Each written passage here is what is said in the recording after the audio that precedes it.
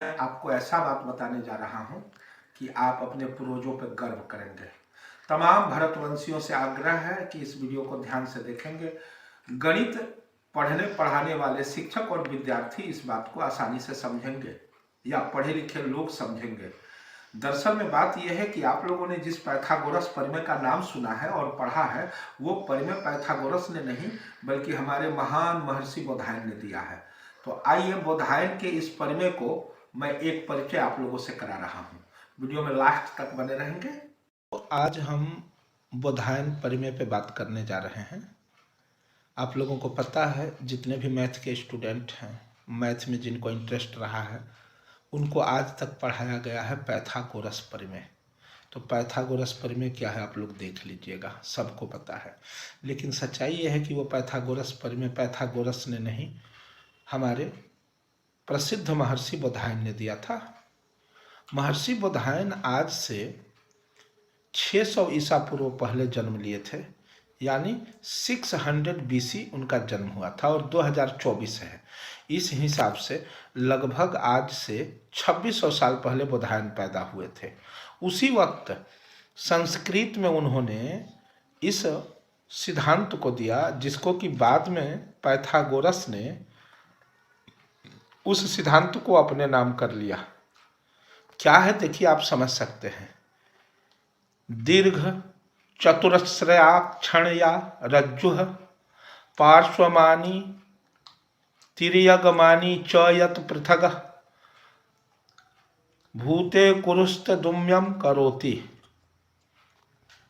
अब इसका आप मतलब समझिए क्या हुआ। उनका कहना था कि एक त्रिभुज के विकर्ण पर, त्रिभुज के विकर्ण यानी कि उन्होंने विकर्ण के जगह पर रस्सी का प्रयोग किया है। उन्होंने कहा है कि एक क्षैतिज यानी कि धरती के समानांतर एक ऊर्ध्वाधर लाइन लिया जाए,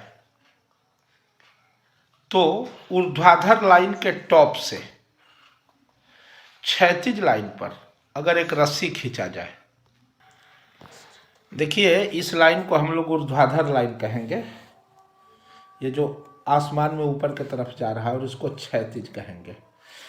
उन्होंने कहा था कि अगर ये इसके लंबवत खड़ा कर दिया जाए, लंबवत खड़ा का मतलब 90 का एंगल बना दिया जाए, और एक रस्सी यहाँ से बांध करके यहाँ खींचा जाए, तो उनका जो संस्कृत में कहा गया शब्द है उसका यही मतलब हुआ।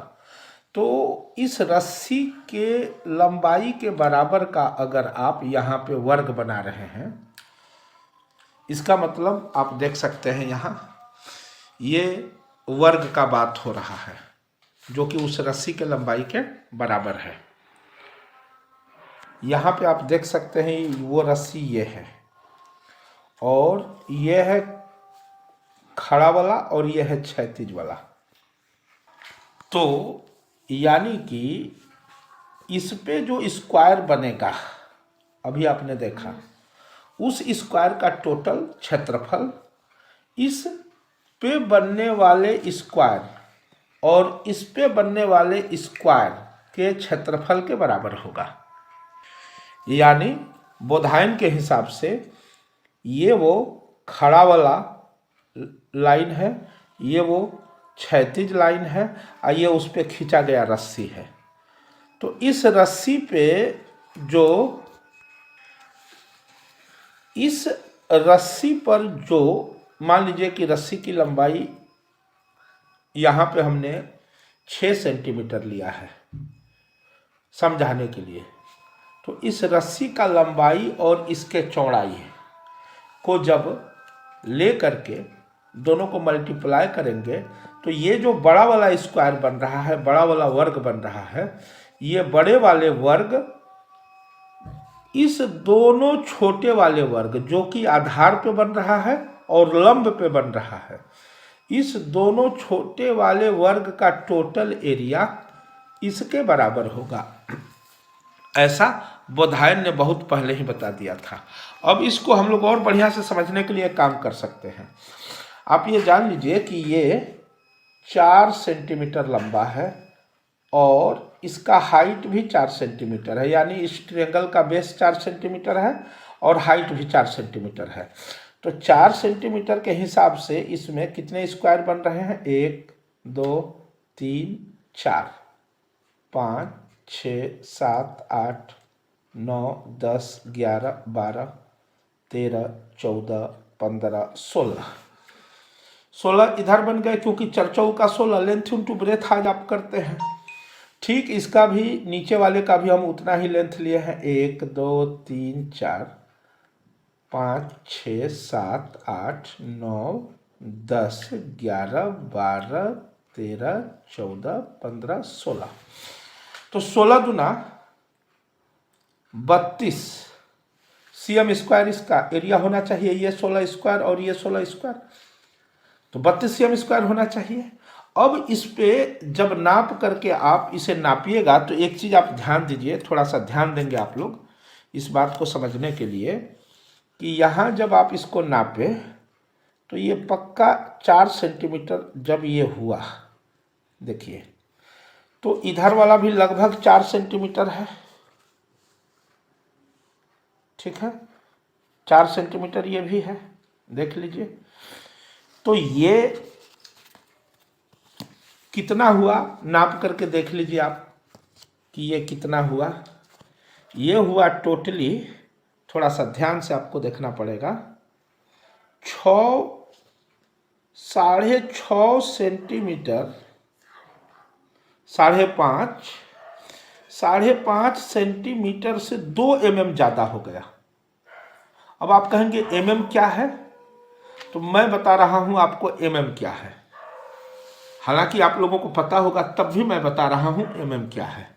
mm को समझने के लिए आप इसको ध्यान से इसको देखा जाए। ये देखिए यहाँ पे जो छोटा छोटा चीनी के दाने के जितना जो बना है, वास्तव में ये 1 mm क्यूब है।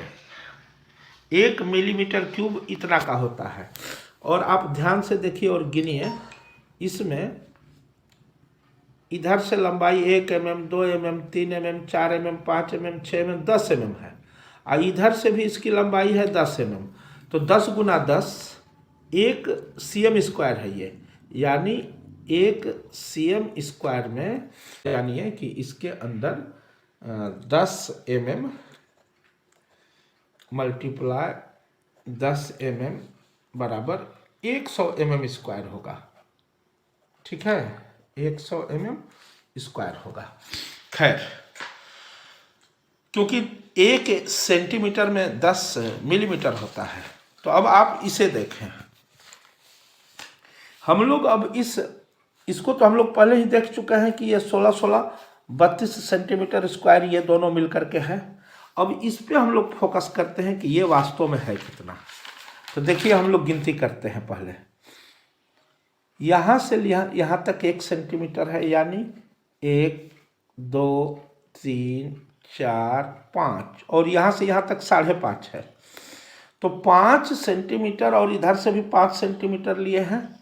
5 सेंटीमीटर शुरू होता है यहाँ से, तो ये 5 गुना 5 25 है। 1 2 3 4 5 6 7 8 9 10 11 12 13 14 15 16 17 18 19 20 21 22 23 24 25 सेंटीमीटर स्क्वायर तो वो हो गया। अब जो हाफ है उसको जोड़ेंगे। ये दोनों आधा cm स्क्वायर आधा cm स्क्वायर मिलकर के 1 cm स्क्वायर हो गया 26 cm स्क्वायर। ये दोनों मिलकर के 27 cm स्क्वायर, ये और ये मिलकर के 28 cm स्क्वायर, फिर ये और ये मिलकर के 29 cm स्क्वायर, ये और ये मिलकर के 30 cm स्क्वायर आपको फाइनल देखने के लिए मिला अभी तक। ये 30 cm स्क्वायर हो गया। पुराना है, 2 सेंटीमीटर पुराना है, तो बड़े आसानी से पुर जाएगा। इसमें 10 mm स्क्वायर है, चूंकि देखिए इसमें 2 कतार है, और आपको पता है कि 1 सेंटीमीटर में 1 कतार में होता है, तो दूसरे कतार में और 10 mm होगा। तो यहाँ पे इसमें आपका 20 mm है। तो ये सारा 20 20 20 20 20 20 पंचे 100। और अभी हमने बताया कि 20 20 20 5 बार जोड़ेंगे तो 100 mm² का ये हो गया। यानी ये सारा मिल करके ये सब मिल करके 100 mm² हो गया, जिसको कि अभी हम दिखाए थे। आप इसमें भी देख सकते हैं 100 mm² का मतलब क्या है। ये मैं ग्राफ कॉपी से काट के दिखा रहा हूँ और वो मैं बना के दिखा रहा हूँ। दोनों को इसलिए रख रहा हूँ कि आपको समझ में आए। तो ये इस साइड का जितना भी है, इस साइड का देखिए जो स्क्रीन के लेफ्ट में दिख रहा है, इस सारे को जोड़ते हैं 20 20 वाला, तो 20 पंचे 100 1 mm² हो गया। यानी कि 30 cm² में एक और cm² जोड़ दीजिए, क्योंकि 100 mm² का एक और cm² होता है। ठीक उसी तरह से अब आप इस पार में भी देखिए, ये भी इधर से भी आप ध्यान दीजिए 5 ठो 20 है, यानी 20 पंचे 100 100 mm² ये भी हो गया। यानी मैं बात कर रहा हूं इसका, यानी कि मैं बात कर रहा हूं इसका। देखिए ये है 100 mm², 100 mm² बराबर फिर 1 cm² हो जाता है। ये जो छोटा छोटा आपको दिख रहा है, ऐसा ही इसमें इस कोर पे ऐसा ही सारा 100 ये छोटा छोटा स्क्वायर है, mm² जोड़ करके आप देख सकते हैं वीडियो को जूम करके। तो इस तरह से ये सारे मिलकर के कितना हो गए, फिर 100 mm² का मतलब 1 cm², ये भी हो गए 1 cm²। इसका मतलब ये हुआ कि टोटल मिला करके ये 32 cm² हो गया। तो इसी तरह का वीडियो देखने के लिए इस वीडियो का मेरा लक्ष्य था कि आप गर्व करें अपने पूर्वजों पे। हे भारतवंशियों, आप किसी साधारण पूर्वज के वंशज नहीं हैं। आपके माइंड को विदेशी शक्तियों ने डाइवर्ट किया है, क्योंकि भारत हमेशा से सोने का चिड़िया था, है, रहेगा। तो आपको जब तक उल्लू नहीं बनाया जाएगा तो सोने के चिड़िया का सोना कैसे लूटा जाएगा। इसलिए सावधान हो जाइए और आइए हम जगते हैं।